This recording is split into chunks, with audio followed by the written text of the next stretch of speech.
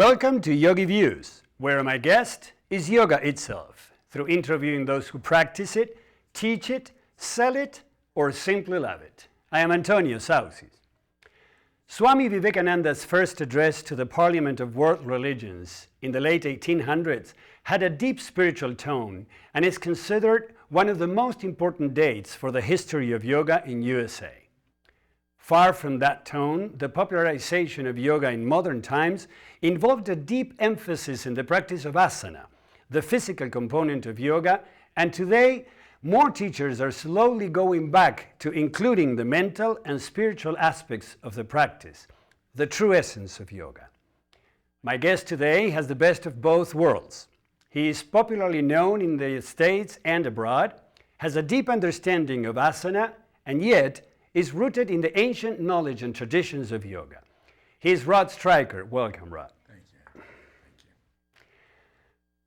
Rod Stryker is the founder of Para Yoga and the author of The 4 Desires, Creating a Life of Purpose, Happiness, Prosperity, and Freedom, and also blogs for the Huffington Post.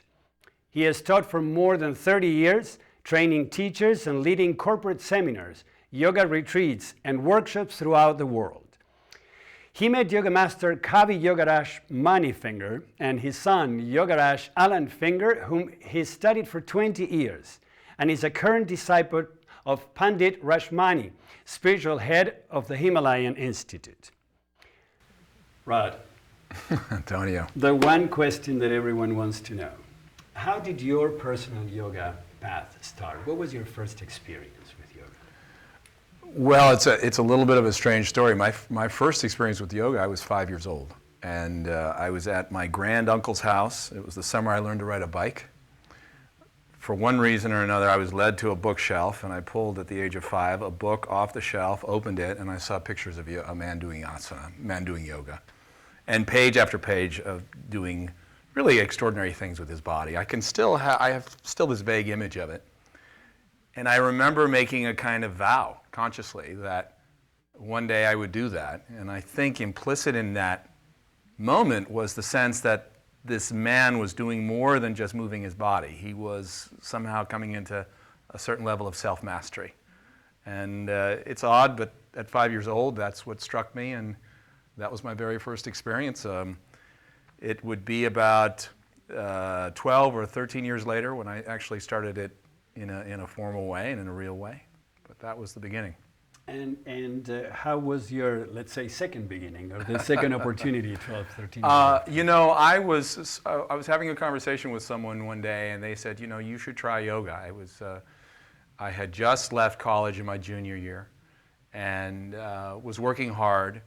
And I don't know what about me at the time. She said, you should try yoga, but she encouraged me to try it. I was too busy, working too much to actually get to a class. And I wound up picking up a copy of Light on Yoga, which in many ways is the Bible of asana, Mr. Iyengar's book, and did it out of my apartment on my own for about 9 months. And even in those early days, without any formal instruction, just working out of the book, I had some extraordinary experiences that just began to develop my curiosity about yoga more and more. And I remember when I was first reading about it, he has about a 50-page introduction that really covers the philosophical, the spiritual background for yoga. And I remember reading it and really feeling as though I was remembering something. I wasn't learning something, which is, I think, the way most people, when they encounter yoga, they have a similar experience. Well, in yoga we say that the knowledge is already within us. So it is a common experience, you're right. Now it's interesting that from the get-go, even though you started with Iyengar, who has a lot of emphasis in asana, and he's very dedicated to the practice of asana, you already went to the philosophical and spiritual part. I guess it is true, and in a sense, looking back, they were never separate for me. And as I said, I had some initially very powerful experiences with it. There and lying in my apartment, single, living on very modest means. I was 18 years old in Denver, Colorado. And yet I remember really being touched in a profound way. In a way, I was touching something I was using my body, but I felt that I was touching something far beyond my body. And that although I had been athletic for many years of my life, that clearly yoga had the ability to touch upon something that was not, that physical exercise simply can't and could not. And today, looking back and after having a career in teaching and in writing and knowing probably so much more about yoga, what would you say yoga has given you personally? A life, you know, a life. I mentioned, you know, it's really been a tangible and real part of my life since the age of 18.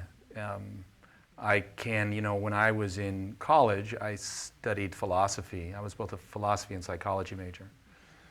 And whatever that seeking was of trying to understand both myself and how to interact with other human beings and how to interact with the world, yoga showed it to me, frankly.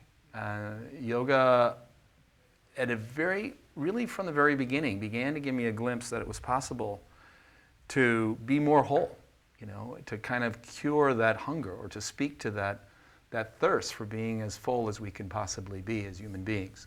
And that's innate, that we all want that. We all want to maximize our potential. We all want to feel that all of us is in the moment, that we are present, you know, and that the best of us is coming forward at any given time. That's what yoga has given me. And there certainly, it wasn't an instantaneous process, and it's been a gradual, pedal by pedal, gradual self-discovery, and still a very human process, but yoga has given me my life, and for one of which I'm immensely grateful and profoundly appreciative of. And how would you personally define yoga? This is the great question, Antonio. And it really, you know, I mean, well, look, if we wanted to get very traditional about it, we'd say that yoga is the stilling of the thought waves of the mind. Yoga is a process of stilling the mind, period, end of sentence. And this is what the great sages have said, that yoga is a mind thing. It's about overcoming the mind and allowing the mind to become our ally in life. And in fact, if we really think about it, really success, and I mean this in the larger sense, not financial success, but success is impossible without tranquility. Without a calm, disciplined mind, there really is no success. Even if you have millions in the bank, if you're not peaceful, you don't really have you're not really rich. And so yoga, the sages saw that. I would say that yoga is about the mind. And you know, your introduction was a really beautiful and elegant introduction. I really appreciated the things you said about it. And you made these distinctions that are so vital. And I think that as a community, and now I'm talking about as collectively in the United States, we are starting to ask ourselves these questions about the distinction between asana, the physical practice, and the yoga. The yoga. So again, kind of, I'm taking a while to answer your question, but it's primarily about the mind. That's what yoga is about. And maybe it's helpful for your watchers, people tuning into the program today, just to make a simple distinction, and so that people understand what we're talking about, because I can see you nodding and agreeing with me, is that really yoga is two things. It's a means, something that we do, and it's a state. It's something that we experience. The means are, for example, the asanas, but that's really the tip of the yoga iceberg. You know, there's methodologies around breathing, and very precise methodologies. And again, for the benefit of your people watching and tuning in, if I want to affect my mind, my breath is a much more powerful tool than my body is. Much more immediate, too. Immediate, yeah. I mean, you change your breath, and within just a few moments, you're going to start shifting your mental states. It takes a while with the body. Second of all, so we work with the breath and meditation and focus, work with intentionality, work with Bob, with developing feelings. And the yogis really looked at all the human potential as a whole, the great scope of it, and began to develop modalities to heighten and develop that potential. The second piece, though, is what we're talking about tonight by making these distinctions, is that yoga is indeed a state. It's a quality of being. But I want to go one step further and simply say that yoga is this quality of being, the state of consciousness, if you will, is not just feeling better. That's why a lot of us get a little confused and say, well, look, I feel better when I do yoga, but I never meditate and I never think about my mind. Mm-hmm. Why should I get this other piece? I want to make the case for those who've tasted the experience of the state of yoga. It's beyond feeling better.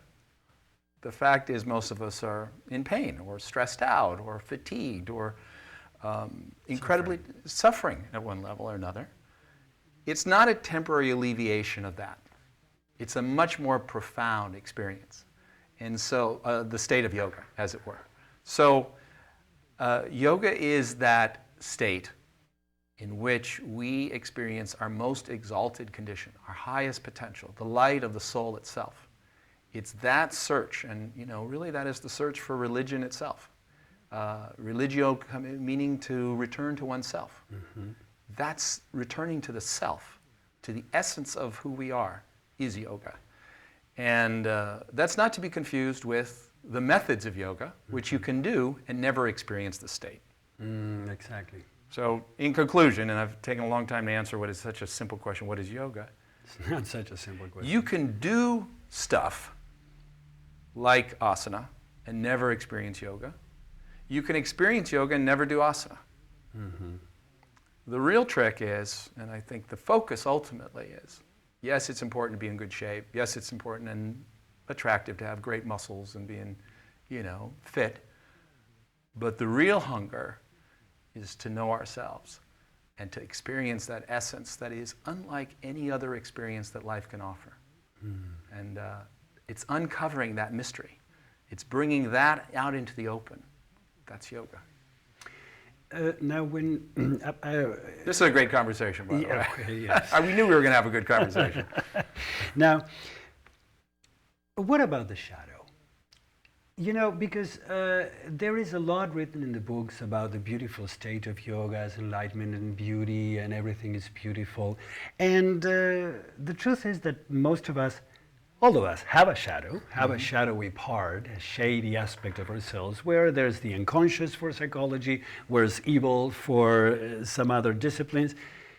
Is that too part of yoga? When we get to know ourselves, when we get to that state, is that state part of it or not, or how does it play? You mentioned a little bit about my background, and my current teacher, Pandit Rajamani Tuganaya, is a real master and yet a completely amazing, humorous, joyful, full human being. About 15 years ago, I knew it was time for another teacher. My other teacher was reaching the end of his life. He passed away at 97. And the first time I met him, he said this. He said, "You will learn much more and advance much further." I've memorized it. "You will learn much more and advance much further in life by understanding and looking into the darkness than you will by connecting to the light." Correct. And so I would answer in a very strong affirmative that, in fact, it's both. It is both. And to be clear, it is disconnecting from the darkness. But in order to disconnect, we have to first see it, right? And acknowledge it. And in fact, there are formal teachings about that. And the actual process in Sanskrit is called vichara. Mm-hmm. Chara means knowledge that frees us, knowledge that liberates us. And vi means to separate. Mm-hmm. So in this sense, we're actually looking for where we're disjointed. His teacher, my teacher's teacher, said, the object of yoga is not to renounce the world. The object of yoga is to renounce the unwanted parts of yourself. Vivekananda said the same thing. Mm-hmm. We make the mind still in order to view its contents. Mm-hmm. So, yes, indeed, there is both this idea of communing with the light, which gets all the press, yes, and and creates a lot of seeking on the part, and even kind of this kind of very almost airy idea around what yoga is. Mm-hmm. It's all about this mystical, light-filled world. And then the other piece of it is, just so we have a holistic sense of it, is really understanding the parts of us that are not helpful and non-constructive, and engaging in a process to undo it. Yeah. I know you're fond of Tantra yoga, and I know as well that the West knows a lot more about styles of yoga, and power yoga, and other types, and flow yoga, and yin yoga, but not everybody knows about the big schools of yoga, or the big branches of yoga, and Tantra is part of it. Yeah. So tell me a little bit more about Tantra yoga. Wow, okay. A little. I mean, the first thing I think, there has been a lot of misinformation and a lot of mythologizing around it. So let's clear it up. Tantra does not equal sex plus yoga. Just right off the top, let's just do that piece. And so Tantra is, we can make the case that really Tantra is the source of the asanas. That yoga is this major branch, it's this incredible field of human exploration into the mind, into psychology, into the soul, into the energy systems. But where we find all of those modalities woven together into a singular system is Tantra. Tantra yoga is, a lot of people do have this orientation in the West that it's related to sexuality or something like that. But in India, Tantra is related to, assumed to be black magic. In the same way that we have a certain level of misinformation in this country, and certain teachers have kind of taken a small part of it, the sexuality, and started calling it Tantra, really, there are very few authentic sources for Tantra in the United States. And I actually make the case that the word Tantra these days means I made it up. You grab some sexual practices and some massage oil and a good glass of wine, put on Barry White, and whatever, and you now have a tantric yoga class, and you're a tantric master. The truth is that the scope of Tantra is almost unfathomable. It covers the scope of life, from everything from architecture and the quality of the directions to how you create abundance in both spiritual and material abundance. The essence of Tantra is really captured in the definition of the word. It means to weave. The idea then is how we weave spiritual experience into the fabric of life. One of the things that we quickly see, that if we start exploring yoga philosophy, is that it asks us to renounce a lot of things about life: our sexuality, our emotions, kind of enjoying our senses as a rule. Tantra says, wait a minute. Tantra says that the divine actually is everywhere, that you, in essence, are sacred already. The goal of life should be to find the sacred in every moment, not to deny part of life and look at the other part of life and say, that's the part. But rather find it in work, find it in love, find it in our gardening, find it in the flow of every day in all our relationships. And then Tantra says something quite unique, which it says that in order to succeed in that goal, fulfill that goal, you'll need power. You'll need power. For example, you mentioned earlier in that earlier question you asked me related to our negative tendencies. Our negative tendencies have power. I think most people would notice that. Our habits have power. Huge. And they sometimes hold sway over us, so that even if we want to change our life, our habits are so powerful, so entrenched that we can't. At the same time, I would say that in order to overcome those habits, you need power to overcome them. You need to be more powerful than your habits. We look at the world itself. We want to be more materially successful. We need power. In fact, people who are powerful, you cannot not be powerful if you want to succeed in this world.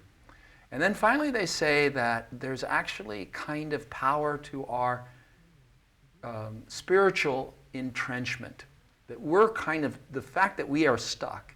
On the one hand, you hear scriptures that say our nature is enlightenment.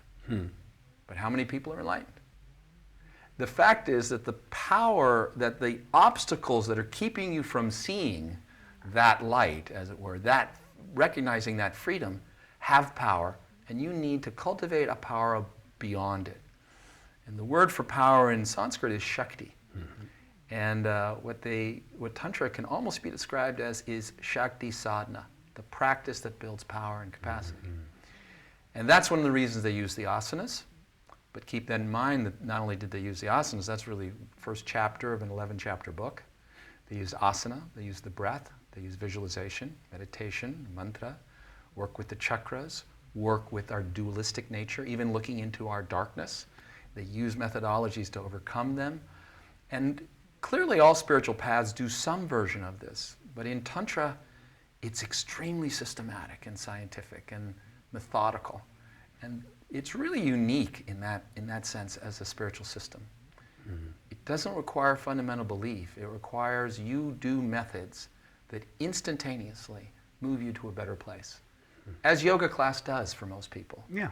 But that's the first step of an 11-step process. Now, Rod, why had United States fallen in love with asana? Why, and not just United States, it's something also about the West, a little bit in general. I'm sure that perhaps you would agree that in Europe and in South America, the spiritual aspects are a lot more developed and studied and practiced. What happened here? Why United States love asana? Well, you know, you and I are not, if we're not in the same school, we're in the same vein and spirit in terms of our yoga and our perception of yoga in a larger context. But, you know, it'd be wrong to say that asana doesn't work. The fact is, you feel better after a yoga class. It takes not a really huge commitment to feel better as a result of doing yoga. If you're in front of a qualified teacher, someone who can put together a reasonably safe and effective routine, you feel better. You feel better when you leave than you did before you came in. I think you know, it's a combination of things, Antonio. I think the first is that it works. The second is that to a large extent, people don't understand the reach that yoga can have. How much it can create a wholesale effect and change in your life. So as a result, because it works, people have been more or less content to get to that first stage of feeling better, not fully aware of what comes afterwards. Also, we can also say that many of the initial teachers that came with very strong, what could be interpreted as a Hindu kind of bent to it and shape. It's another thing I love about Tantra, which is it doesn't require you to believe in anything, nor even assume a Hindu reality. But rather it says, do these methodologies, hold your breath, put your focus here, and begin to create these energetic shifts, and your experiences will change. So I think it's a combination of those three factors. And but you know, my own perception, and again, this was in your opening piece, you made the case that people are starting to lean toward the spiritual. More and more. I think it has to do with the quality of our lives. I think that we need bigger answers. We need bigger medicine for the challenges that we face, individually and collectively. And so, you know, asana does work, but it's limited about how far it can take you. As a result, people are naturally starting to gravitate to those teachers who can begin to bring, shed light on these other modalities that have deeper and more lasting effects. And so that's the good news, you know. The pyramid, it's kind of like the pyramid image where so many people are practicing asana, but now more and more people are starting to matriculate to what lies beyond asana. And I think the more, I not even think, I have great sense of certainty that as more people begin to turn to the deeper understanding and deeper practices, that it'll have a positive effect on us as a culture. And for that, you know, I'm looking forward to those changes, and it's wonderful to see that growth. And you're helping it happen because you, as a well-known teacher, are influential in introducing these aspects of spirituality. Now, when we say spirit, you know, a lot of people feel uncomfortable and revolving their seats because, you know, there are different things. Either they don't know what spirit is or they associate it with religion. And then we find a lot of people, precisely because of yoga having been embraced by Hinduism, just making it all about Hinduism and not taking it out of the context of that religion.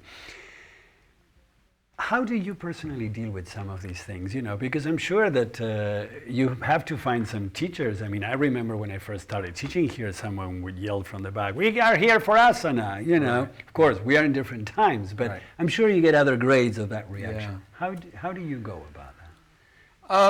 You know, I think you have to define the territory a little bit. You know, I mean, let me first qualify and say that I stopped teaching group classes, you know, drop-in group classes probably 10 or 12, 14 years ago. I figured, you know, I have a lot of younger students who can teach, I mean, people that I've taught who can teach them, and I've put my focus into a different kind of orientation. But when I teach at conferences, which is much more open, or when I teach in communities occasionally where I'll do a workshop over a weekend and stuff. And, you know, 10 years ago when I went into the South, I taught in Arkansas and Texas and Alabama and, you know, even parts of the Midwest, which, you know, could be considered the Bible Belt.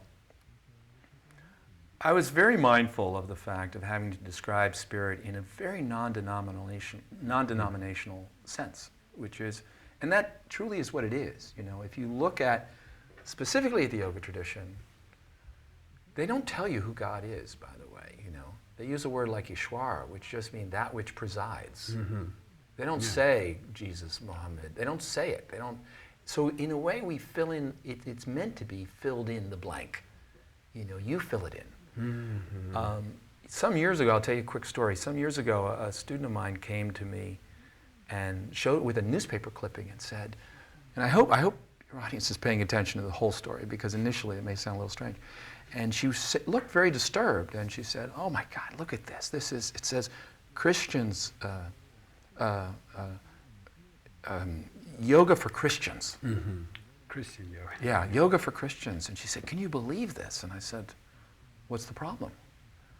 And she said, "Well, they're taking it and making it Christian." And I said, "That's fabulous." Christ was a great yogi. I mean, he was a yogi. Once again, you don't have to do asana. But moreover, I said, look, and this is especially in the early days of this shift, and, you know, is this the devil's work? And is this, and I'm not speaking specifically to this idea, but let's, you know, keep it this way. What I've said to people, because I've also had Orthodox Jews talk to me about this, where, you know, there's only one God in Judaism, and if you know, don't worship under others, you know. Mm-hmm.